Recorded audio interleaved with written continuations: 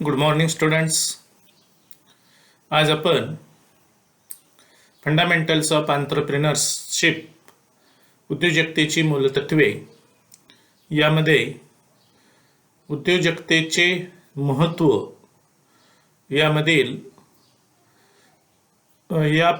यामधील दुसरा भाग आपण विचारात घेणार आहोत. कारण सर्वच मुद्दे आपल्याला पाठीमागील लेक्चरमध्ये कव्हर करता आलेले नव्हते आणि त्या दृष्टिकोनातून आपण या दुसऱ्या भागातील काही मुद्दे विचारात घेणार आहोत.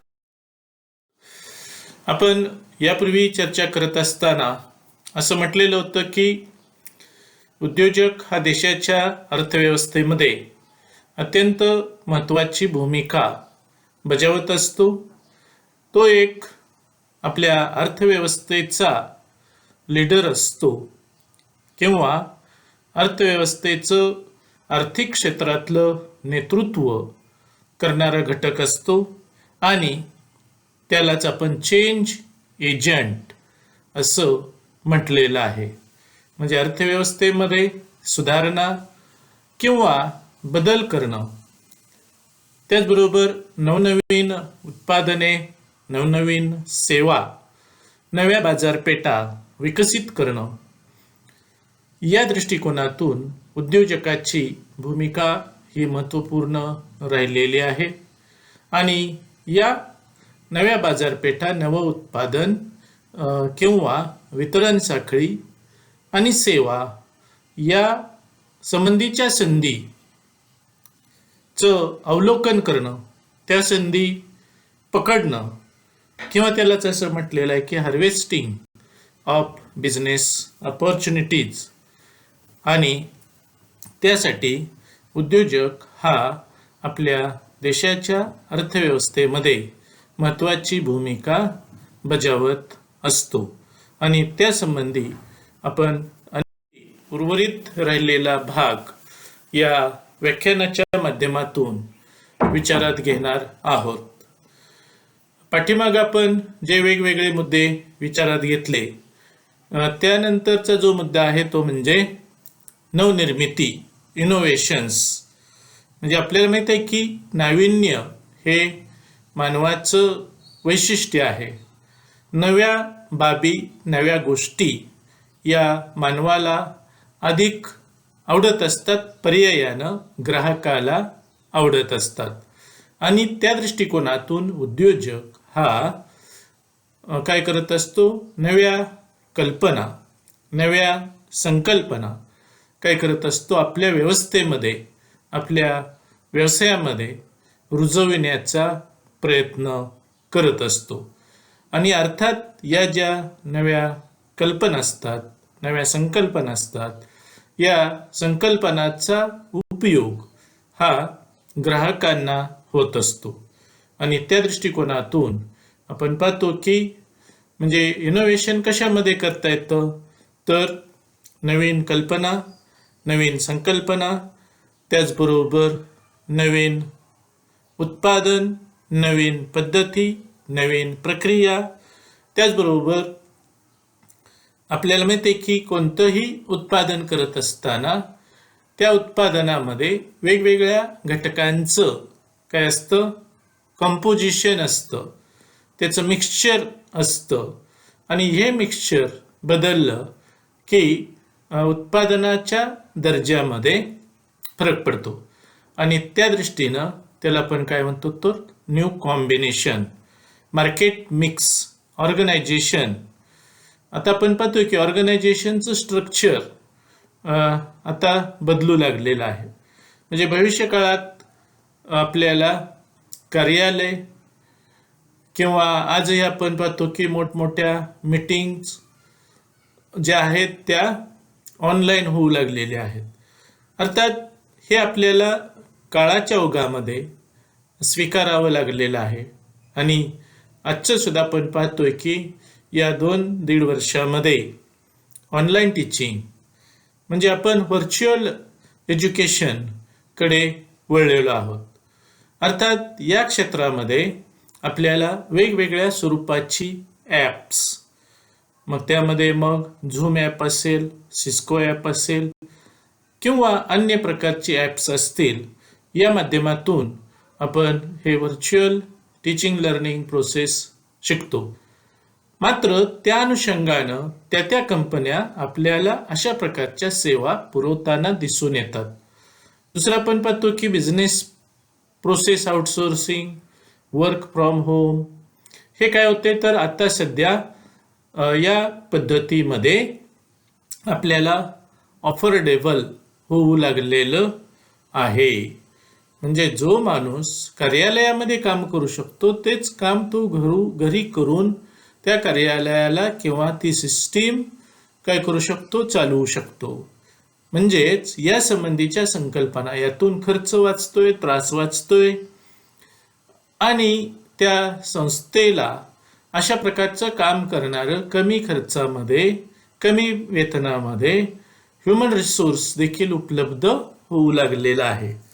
Technology, new technology, alternative use, new material यासारख्या बाबी आपण पाहतो की बेस्ट फ्रॉम वेस्ट मध्यंतरी एक अशा पद्धतीचा आविष्कार प्रोग्राम आयोजित केलेला होता आणि त्यामध्ये एका विद्यार्थ्यानं, म्हणजे आता त्याला 10 ते 15 वर्ष झाली, एका विद्यार्थ्यानं जो प्लॅस्टिक कचरा आहे किंवा अन्य प्रकारचे आपण पाहतो की जी वेगवेगळी खाद्यपदार्थाची पॅकिंग्ज आहेत ती आपण कचरा म्हणून टाकून देतो, परंतु त्या विद्यार्थ्यानं त्याचं एक मोल्ड स्वरूपामध्ये एक प्रॉडक्ट तयार केलं, लगदा तयार केला आणि त्याचा उपयोग आपल्याला वॉशरूमचे दरवाजे किंवा अन्य प्रकारचे दरवाजे तयार करण्यासाठी होऊ शकतो. म्हणजेच आपल्या लक्षात येईल की बेस्ट फ्रॉम वेस्ट अशा प्रकारे नव्या संकल्पना, नवीन रॉ मटेरियल आपल्याला उपलब्ध होऊ शकतं.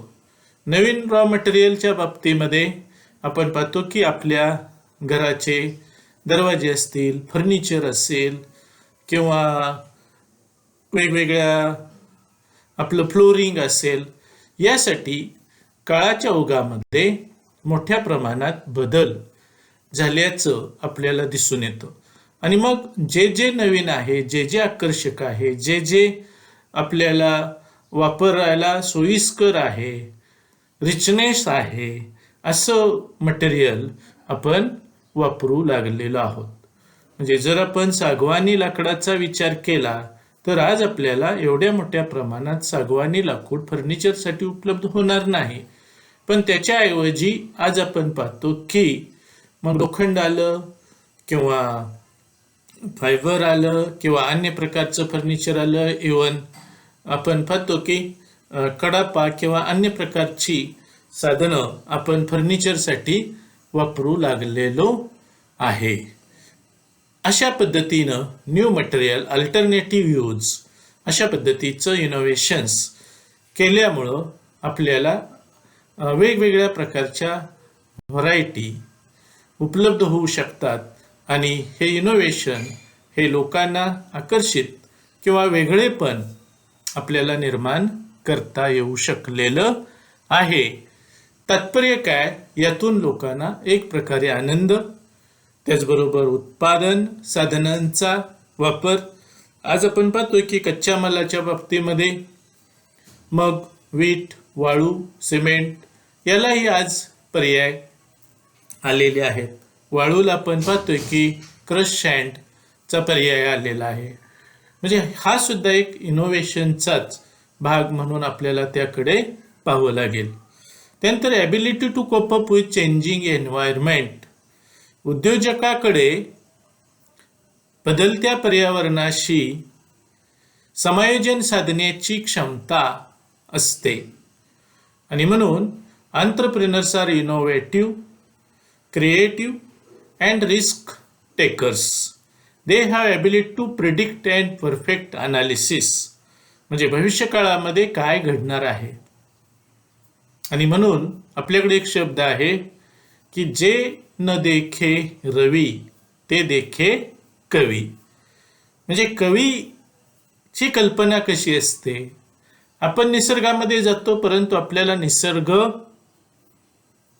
वाचता येत नाही, निसर्गाचं महत्त्व आपल्याला लक्षात येत नाही, परंतु कवी मात्र निसर्गाचं वर्णन अतिशय चांगल्या पद्धतीनं करतो. त्या पद्धतीनं आपल्याला उद्योजकाला भविष्य काळातल्या संधी, त्याचं प्रेडिक्शन, त्याचं अनालिसिस करण्याची क्षमता असते. They can forecast near by future.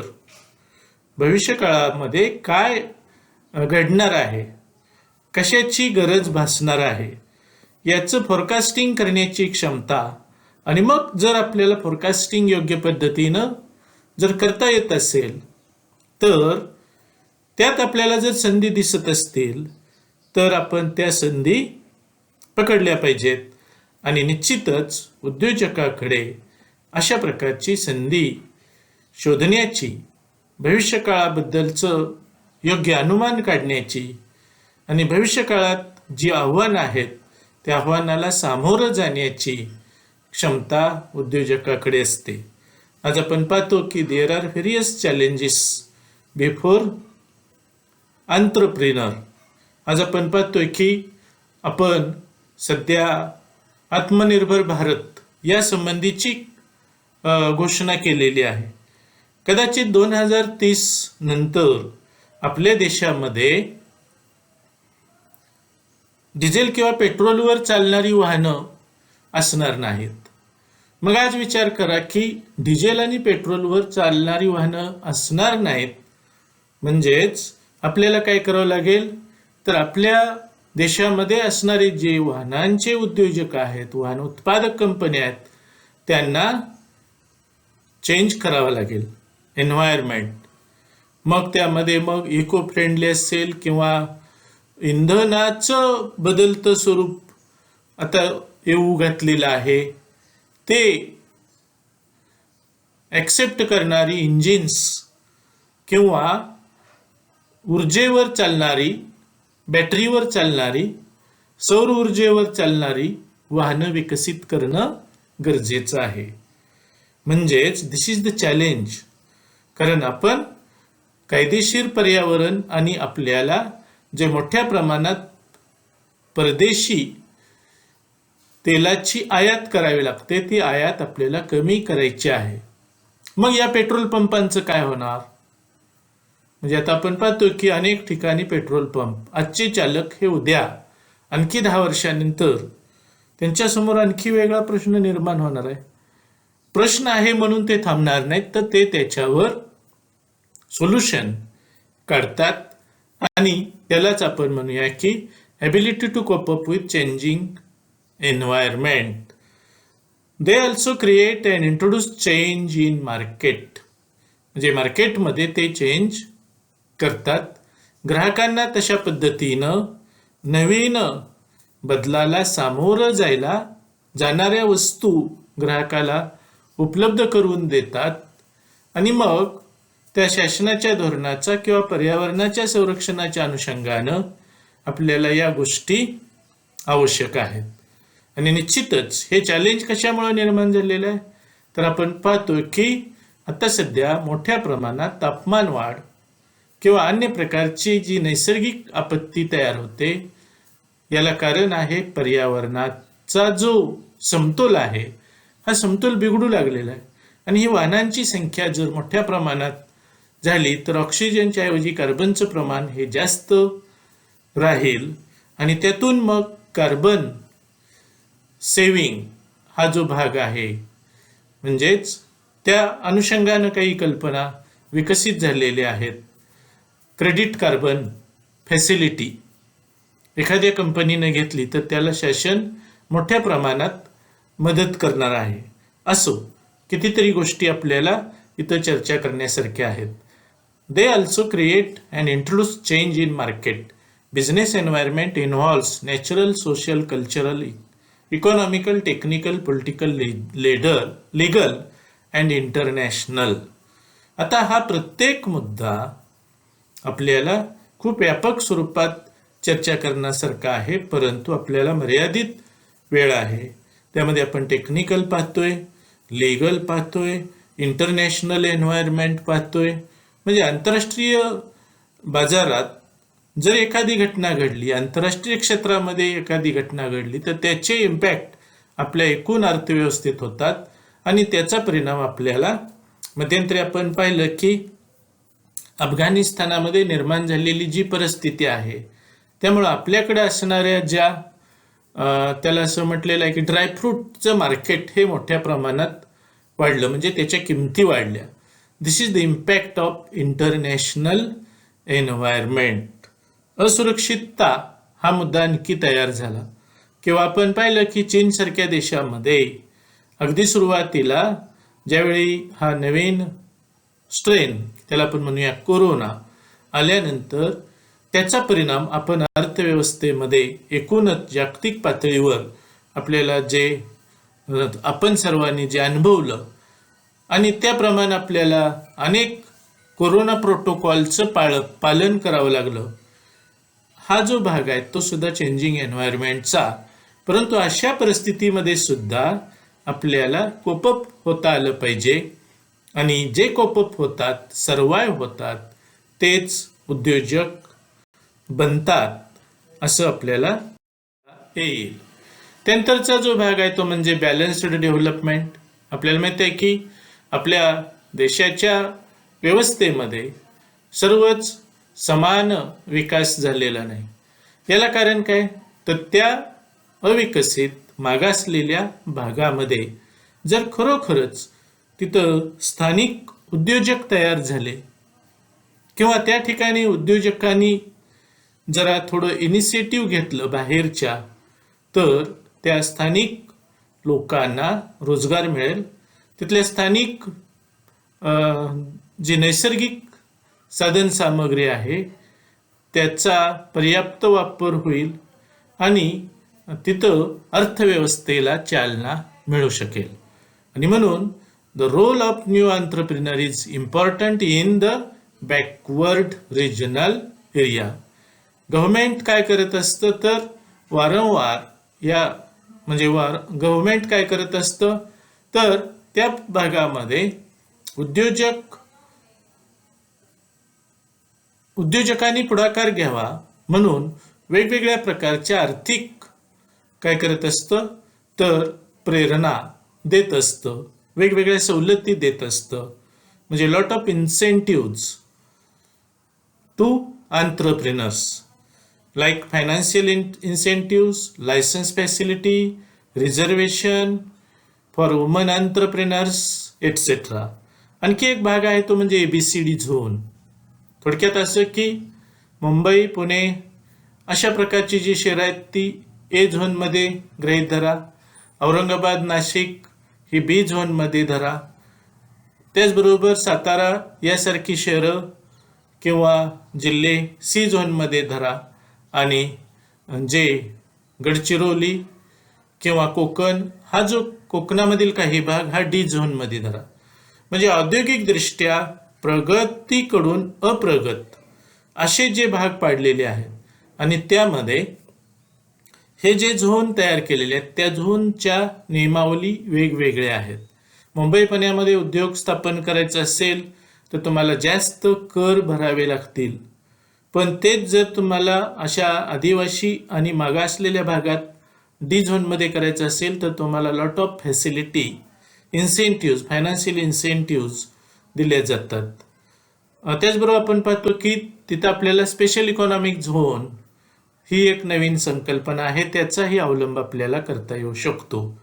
आणि म्हणून म्हणजे हे सर्व कधी होणार आहे, जर त्या अविकसित भागामध्ये उद्योजकांनी जर प्रयत्न केला, त्यांनी उद्योगधंदे सुरू केले, तर त्या भागाचा विकास व्हायला मदत होते. These provisions create ample opportunity to local people. म्हणजे स्थानिक लोकांना मोठ्या प्रमाणात रोजगार किंवा संधी यामुळं मिळत असते. त्यानंतर community development. Entrepreneurs are aware about social responsibility. they directly and indirectly contribute for the social development activity. Most of the entrepreneurs are aware about the social responsibility. म्हणजे बऱ्याच वेळा उद्योजक असं म्हणतात की आपल्याला जे मिळालेलं आहे ते 100% आपलं नाही. यामध्ये समाजाचा देखील वाटा आहे आणि त्या माध्यमातून आपण पाहतो की काही उद्योजक काही खेडी दत्तक घेतात, काही ट्रेनिंग प्रोग्राम आयोजित करतात, कॅपॅसिटी बिल्डिंगचे प्रोग्राम आयोजित करतात. त्याचबरोबर वेगवेगळ्या आपल्या उद्योगधंद्यामध्ये तरुणांना व्हिजिट द्यायला परवानगी देतात. जसं आपण पाहतो की Infosys has implementing such type of best practice and he had make a MOU with our Shivaji University Kolhapur. Our university trying to motivate our rural student to visit such type of organization like Infosys. By the way of such industrial visit, students are motivated to acquire such type of business opportunity.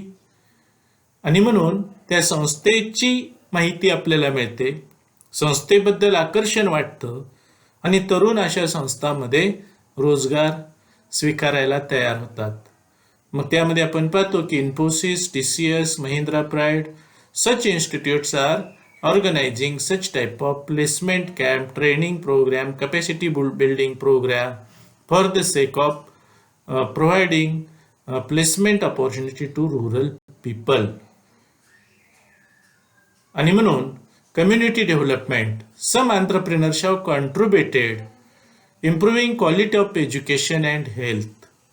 आता जसं आपण पाहतो की Tata hospital आहे, त्याचबरोबर रिलायन्सचं Kokilaben hospital आहे, आणखी एक संस्था आहे bits Pilani, Birla institute of technology. म्हणजे यामध्ये या ज्या संस्था आहेत त्यांनी उच्च दर्जाचं शिक्षण विद्यार्थ्यांना देण्यासाठी काम करतात. आपण पाहतो BVG ग्रुप हा आरोग्य सेवा, ॲम्ब्युलन्स सेवा आणि वेगवेगळ्या प्रकारच्या एज्युकेशनल स्कॉलरशिप सुद्धा या संस्था देतात. अर्थात या संस्था म्हणजेच हे उद्योजक आहेत आणि या उद्योजकांनी समाजाच्या विकासासाठी आपल्या उत्पन्नाचा, नफ्याचा बराचसा वाटा खर्च करतात. मात्र त्यासाठी आपल्या देशामध्ये असे अनेक उद्योजक जर तयार झाले तर आपल्यातलं मोठ्या प्रमाणात जो रेस्ट ऑफ एरिया आहे, अविकसित भाग आहे, मागासलेला भाग आहे, त्या भागाला आणि समाजाला चांगल्या पद्धतीचं न्याय मिळवून देण्याचं किंवा त्या दृष्टिकोनातून कार्य होण्यास मदत होऊ शकते. त्यानंतरचा जो घटक आहे तो म्हणजे increase the foreign currency. Increase the foreign currency. आपल्याला माहिती आहे की आपला जो देश आहे या देशाची आयात निर्यात याचा जर विचार केला तर पूर्वी एक काळ असा होता की आपली निर्यात ही आयातीपेक्षा खूपच कमी असायची आणि त्यामुळं प्रश्न काय तयार व्हायचा तर आपण आपलं जे आयात निर्यात व्यापारामधलं जो घटक असायचा त्याला डिफिसिट असं म्हटलं जातं. सांगण्याचं तात्पर्य काय तर त्या माध्यमातून आपल्याला परकीय चलनाचा तुटवडा निर्माण होत असे. पण ज्यावेळी आपण 1995 नंतर ग्लोबलायझेशन, प्रायव्हेटायझेशन आणि लिबरलायझेशन ही पॉलिसी स्वीकारली त्यानंतर आपल्या देशामध्ये अनेक प्लेयर्स, अनेक उद्योजक गुंतवणूक करू लागले. त्याचबरोबर आपल्या देशातील उद्योजकांना अशा प्रकारची स्पर्धात्मक बाजारपेठ निर्माण झाली आणि क्वालिटी हा जो शब्द आहे, गुणवत्ता, वस्तू व सेवेची गुणवत्ता या घटकाला महत्त्व आलं. आणि म्हणून प्रत्येक उद्योजकाचा डोळा हा आंतरराष्ट्रीय बाजारपेठेवर असतो आणि त्यातून एक कन्सेप्ट आली की think globally act locally is the popular slogan. म्हणजे स्थानिक उत्पादन करा पण जागतिक बाजारपेठेचा विचार करून करा.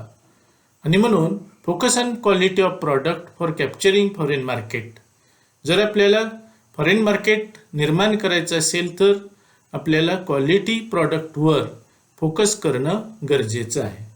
Due to foreign trade it is possible to increase foreign currency of India. आपल्या देशाची जर परकीय चलन गंगाजळी वाढवायचे असेल तर आपल्याला निर्यातीशिवाय पर्याय नाही. आणि मग हे निर्यात कोण करणार आहे? सरकार करणार आहे का? नाही, तर उद्योजक करणार आहेत. आणि उद्योजकांनी जर चांगल्या दर्जाचं उत्पादन केलं तर आपल्याला मोठ्या प्रमाणात निर्यात करता येऊ शकेल आणि त्यातून आपल्याला फॉरेन करन्सी मिळू शकेल, परकीय चलन मिळू शकेल आणि त्याचा उपयोग आपल्याला आपल्या देशामध्ये असणाऱ्या ज्या तंत्रज्ञानाच्या बाबी असतील किंवा इंधनाच्या बाबी असतील या बाबी परदेशातून खरेदी करता येऊ शकतात. आणि म्हणून आपली जी परकीय चलनाची गरज आहे ती उद्योजकांनी जर मोठ्या प्रमाणात निर्यात केली, आंतरराष्ट्रीय बाजारपेठ काबीज केली तर आपल्याला मोठ्या प्रमाणात परकीय चलन मिळू शकतं. आणि त्या दृष्टिकोनातून या उद्योजकांचा रोल हा महत्त्वाचा आहे. आता शेवटी आपण जर कन्क्लुजन करायचं म्हटलं, सारांश विचारात घ्यायचा झाला तर आपल्याला असं म्हणता येईल की entrepreneurs are playing important role in the economic development of country. आणि खऱ्या अर्थानं हे आपल्या अर्थव्यवस्थेचे चेंज एजंट आहेत, अर्थव्यवस्थेचे लीडर आहेत. आणि त्या दृष्टिकोनातून आपल्याला त्यांचा रोल, उद्योजकांची भूमिका किंवा उद्योजकांचं महत्त्व आपल्या देशाच्या दृष्टिकोनातून अतिशय अनन्यसाधारण असं आहे हे आपण लक्षात घेणं गरजेचं आहे. आणि म्हणून तरुणांनी आपल्या अर्थव्यवस्थेच्या विकासात योगदान देण्यासाठी, त्याचबरोबर स्वावलंबी आपल्याला स्वतःच्या पायावर उभं राहणं आणि इतरांना रोजगार देणं यासाठी नवनिर्मितीच्या माध्यमातून समाजाला नव्या वस्तू, नव्या सेवा पुरवणं, त्याचबरोबर स्थानिक आपल्या उत्पादन साधनांचा, नैसर्गिक साधन संपत्तीचा पर्याप्त वापर करणं, या सर्व घटकासाठी उद्योजकता हा अत्यंत महत्त्वाचा भाग आहे. आणि म्हणून आपल्या देशामध्ये अधिक उद्योजकीय प्रवृत्तीचे लोक, नवी पिढी तयार व्हावी अशा प्रकारची अपेक्षा या निमित्तानं करता येईल. आपण या पद्धतीनं हे व्याख्यान ऐकलं, परंतु आपणा सर्वांना विनंती आहे की आपण सर्वांनी या व्हिडिओला किंवा या चॅनलला काय करायचं आहे, लाईक करायचं आहे, सबस्क्राईब करायचं आहे आणि त्या माध्यमातून तुम्हाला आपले जे व्हिडिओ आहेत हे व्हिडिओ सहज उपलब्ध होण्यास मदत होईल. थँक्यू आणि धन्यवाद.